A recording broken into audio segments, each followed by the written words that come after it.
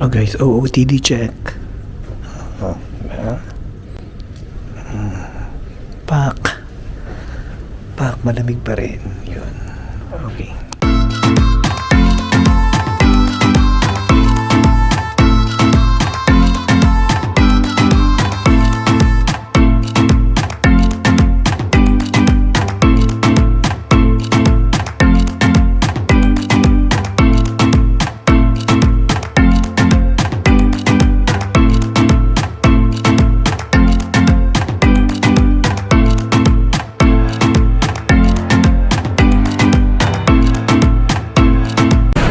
Good morning guys. So malamig pa rin dito sa Sydney.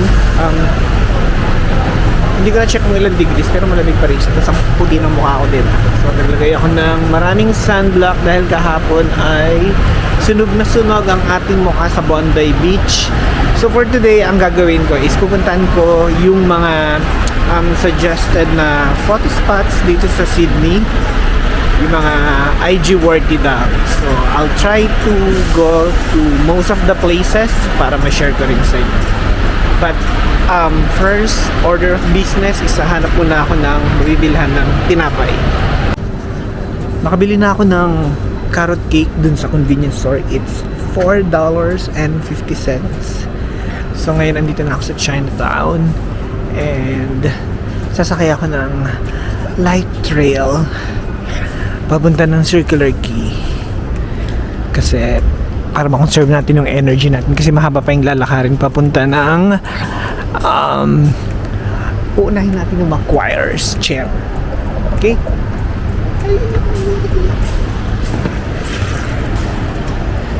Central Charter Street and Circular Quay until further notice. Oh my God, wala daw tram ngayon. Medyo minalas tayo. Parang libre nung nakaraang 2 araw ang tram tapos ngayon wala. Ay, so wala tayong choice kundi lakarin. Buti na lang malamig yung panahon at saka parang masyadong tao. So maluwag yung lalakaran natin. So this is the Georgetown Street. Guys, so ito yung Queen Victoria Building, QBV. Ayan, ganda niya. Yun, medyo mahaba siya hanggang doon. Diba? Tapos dito ako kumain kahapon ng umaga. Ayun guys, so mga 20 minutes na nakakalipas and naglalakad pa rin tayo. So I think natin naman, nadaanan ko papunta Macquarie's Chair. O, diba? Ang peaceful dito. Yung Opera House, andun siya. Doon. Tapos dito tayo papunta. Okay, let's go. Guys, yung Macquarie's Chair is nasa loob pala siya ng Royal Botanic Garden of Sydney. Okay? Whew. Grabe, oh, lalaki ng mga puno dito. Oh, diba? Samantalang sa SLEX pinagpuputol. Char! Teka, saan na ba? Recenter. Ay, ano to? Saan daw ako maglalakad dito? Okay. Fresh air. Oh my God, wala na internet. Center. Andito tayo. Oh, andito na tayo sa loob guys ng Botanical Garden. Oh. Hindi kaya magkukulay ano to? Ah, hindi. Tapos na kasing autumn nila eh. Feeling ko Korea and Japan nag-yellow ang leaves. Hindi pala, magkaiba pala sila ng season ng Australia. Tsunga lang. Ang laki ng park nila dito guys. Oh. So, ang sarap mag-jogging. Kaya ang daming taong nagja-jogging eh. Oh. Diba? Sana sa atin din may ganito, no? Oh, diba? Tapos, ayun yung harbor. Doon. And guys, malapit na tayo sa katotohanan. Ito na yung Opera House at saka yung bridge. Tapos, dito tayo papunta. Doon sa dulo. Okay. Guys, finally we are here. Pero Diyos ko day, ang lakas ng alon, no? Oh, ayan. Tapos, ito na yung Opera House and yung Harbor Bridge. So, saan kaya ako magtitik ng picture dito? Oh guys, nakapagpa-picture na ako dito sa may Macquarie's Point. So, salamat naman sa sariling sikap. At ito, papakita ko sa inyo yung resulta ng aking pagsasariling sikap sa pagkuha ng photo. Ito guys, magandang spot para kumuha ng photo dito, oh. Sige. Kakaririn natin to. Oh guys, so ito na, set up na natin yung kukuha. Struggle of a solo traveler. So ayan, so gagawin na natin tong buwis buhay para lang makakuha tayo ng shot dito sa may Opera House and Bridge. So ito na, set up ko na yung phone ko, tapos yan, ayun ang phone, nakaset up na. Tapos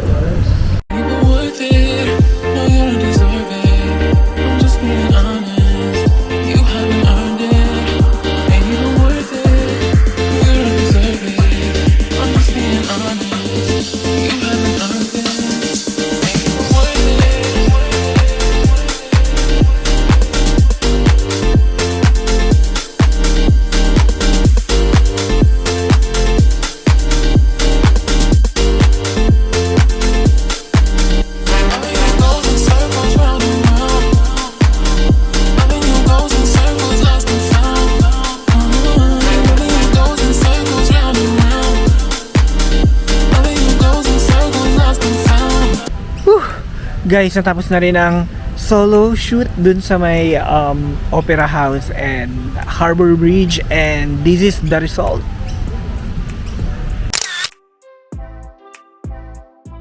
Ayun guys, buti na lang bumili ako ng tinapay bago ako nagpunta dito, and kakainin ko muna siya ngayon para merong energy.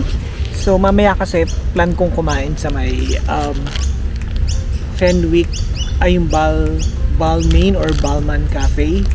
So 12 o'clock pa kasi nagbubukas yun, and it's just 9 o'clock in the morning. So ano muna tayo, pantawid-tawid gutom muna ang gagawin natin ngayon. Let's eat!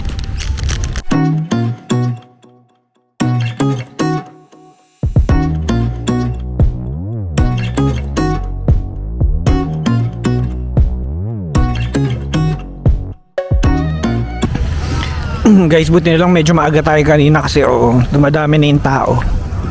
Dahil kung hindi, baka hindi tayo nakapag video and photo ng solo lang.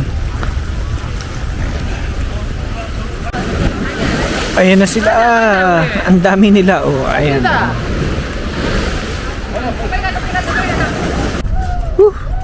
Lakas ng hangin. Parang na-earn na ako, Pumunta muna ako ng toilet. 5 minutes away. Guys, andito na ako sa Circular Quay. Pahinga muna tayo. Ang haba rin ng nilakad ko sa loob ng Botanical Garden. So, medyo makulimlim yung panahon, and it's 10 o'clock pa lang in the morning. So, papahinga muna ako kasi parang medyo nahilo ako. Ewan pa, baka dun sa Carrot Cake, or dahil hindi ako nag-breakfast bago ako naglakad ng mahaba kanina. So, papahinga muna ako dito sa may bench, and then pupunta ako din sa may Dos. Basta yung from Circular Quay to Dos Point ba yun? Dos o Dawes. Basta ganun. Guys, nandito ako ngayon sa George Street. Madadaanan to pagpapunta ng Dos Point, and I think Instagram worthy din naman tong place na to kasi look, yung mga infrastructure dito, mga establishments, parang made out of bricks, ganon. So para siyang dun sa may BGC, yung parang yung kalsada ng may Tipsy Pig, ganon, char. Yan. Eto guys, malapit na tayo sa Dos Point, pero nakita ko to, yung merong Ferris wheel, and then parang may mascara ba yun? Ayun, hindi ko alam kung ano yan, amusement park, pero Dito na muna tayo sa Dawson Point to take photo na kita tong Harbor Bridge. Eto. Okay, let's go. And guys, finally andito na tayo sa Dawson Point Tara, ganon. So parang may wharf din siya, and dun tayo pupunta para makapag-take tayo ng picture. So mula dito sa kinatatayuan ko, ito yung view ng Harbor Bridge. So makikita nyo yung flag ng mga Aborigines. So dalawa yan. Ito yung sa Aborigines, and then dito sa kabila is yung Australian flag. Yan, isum ko. Diba? Parang based dun sa free walking tour na sinamahan ko kahapon, I think that's cost 5 or 20 million yata. Nakalimutan ko na. Para lang itayo yung flag na yan dyan. Okay? Sige, I'll find a spot kung saan magandang makakuha ng photo. Nakita tong Harbor Bridge. Guys, nakapagpa-picture na ako dito sa Dawson Point. Parang ano ba to? On the waterfront. Hindi ko alam kung anong establishment to eh. So dito ako nag-take ng nag-set up pala ng tripod para makuhanan yung view na ganyan. And here's the result. Okay. Next naman na pupuntahan ko guys is yung Hickson Road Reserve para makapag-take ako ng photo na ang background niya is yung harap ng Opera House. Okay, let's go. Guys, yung spot pala dito sa Hickson Reserve, hindi siya yung tapat na tapat ng Opera House. Ayun. Medyo gilid lang siya ng onte. Tumagilid lang ng onte siya. So, para magkaroon ng shot na harap yung Opera House, yan, kailangan magpunta pa dun sa other side, dun sa wharf. Nakakapagod naman. So, dito na lang muna tayo sa may gilid. Tapos pag may energy tayo mamaya, puntahan natin ang tapat. Okay.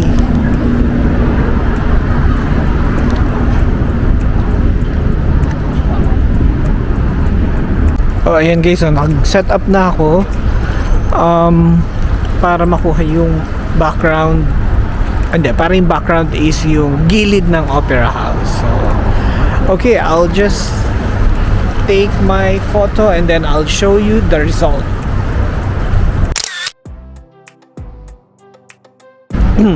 Guys, dito rin pala sa spot na to. So, dito lang kasi ako nakafocus sa Opera House eh. So, paglingon ko dito sa kaliwa, oh, ito pala di ba maganda? So, maganda rin siyang photo spot. Oh guys, so, tapos na ako mag-picture na. Ito yung background. Ay, ayun pa. Oh. Di ba? So, hahanap na lang muna ako ng makakainan. Parang, ano ba? Gusto ko ng burger eh. Sige. Mag-check ako dito sa paligid. Total, it's 11:30 AM na. Dito sa Sydney. Okay.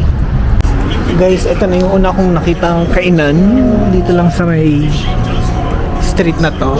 Tapos umuulan. Kaya lumipat ako dito sa may bandang veranda and ang kakainin ko yung kanilang lunch special, chicken schnitzel. Name ng restaurant, hindi naman siya actually talagang restaurant, coffee shop. Four doors down. Here's my ice mocha. Diba? Ang weather talaga dito sa Australia, no? So sa umaga, makulimlim, umuulan, pero hindi naman ganun kalakas. And then mga tanghali, tsaka siya umaaraw. Pero mag 12 o'clock na eh, ganito pa rin yung weather, gloomy. Ayan. Ito na ang aking chicken schnitzel. So, let's eat!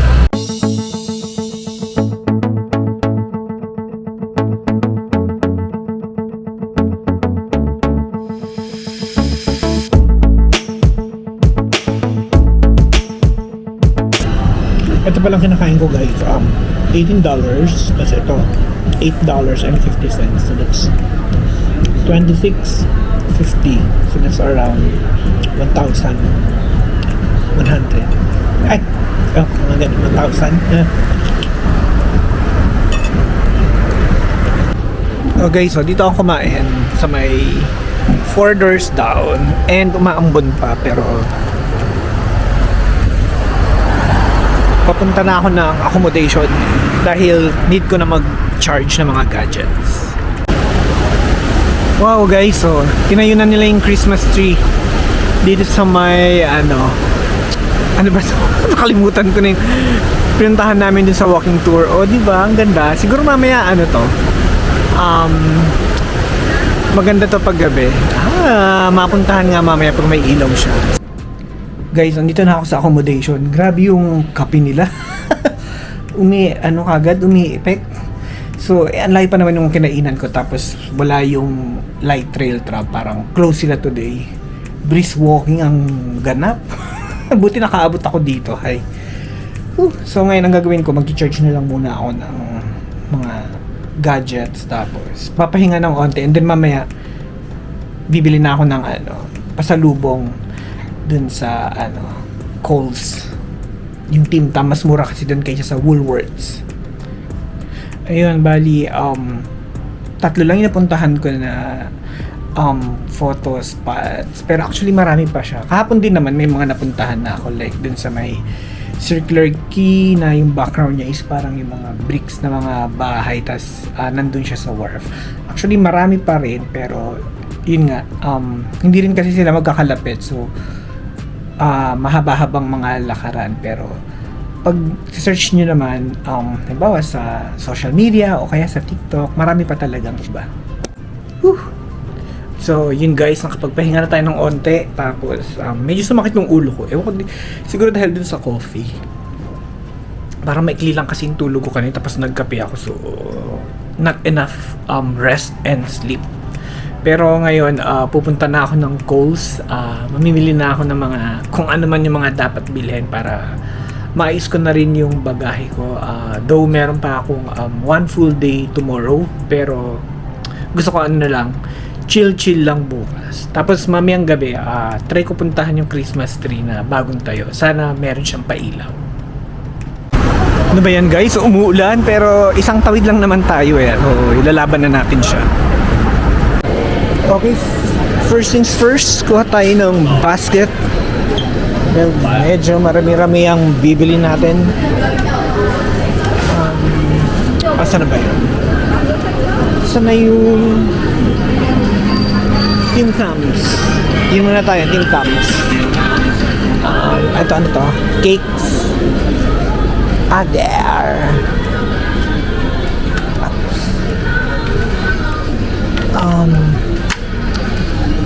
Okay. Expiration date 2025. So, kuha tayo ng 1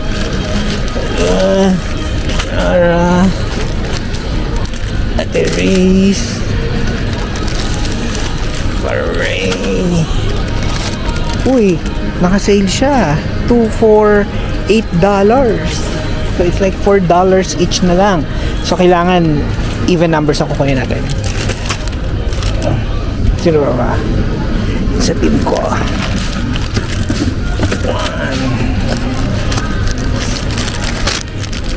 2, 3, 4, 5. Uy.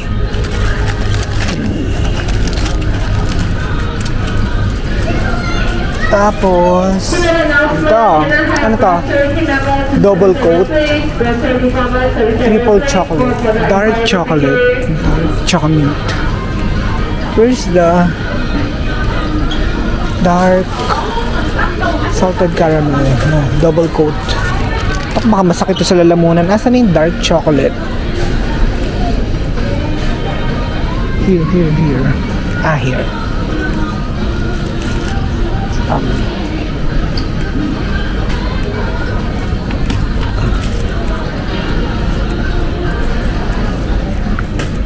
tayo ng dark.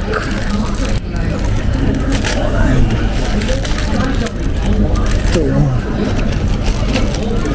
3. Tsaka for me. Yan. Tapos pa.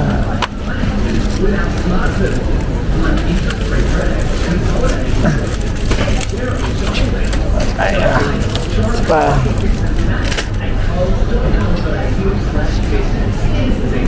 Double coat.